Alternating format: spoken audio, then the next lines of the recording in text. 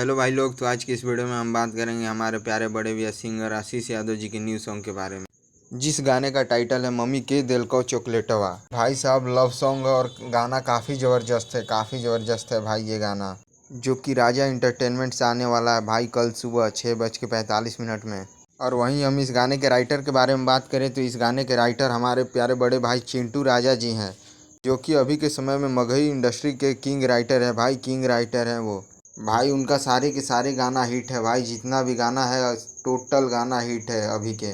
और वहीं हम बात करें इस गाने के म्यूजिक डायरेक्टर के बारे में तो इस गाने के म्यूजिक डायरेक्टर हमारे प्यारे बड़े भाई पप्पू भाई हैं, जो कि बहुत ही बेहतरीन म्यूजिक बनाते हैं। मतलब मगही इंडस्ट्री के लिए बहुत ही ज़बरदस्त म्यूजिक बनाते हैं भाई। और हम इस गाने के सिंगर के बारे में बात करें तो हमारे प्यारे बड़े भी आशीष यादव जी गाए हैं और श्वेता सरगम जी गाई हैं, जो कि काफ़ी ज़बरदस्त गाती हैं वो भी। और वीडियो क्वालिटी का क्या ही बात करें भाई। वीडियो क्वालिटी एकदम ज़बरदस्त है, एकदम ज़बरदस्त। टीजर देख के तो ऐसा लगता है कि क्या ही बोले मतलब। तो कल आप सभी के बीच ये गाना आ जाएगा 6:45 में सुबह।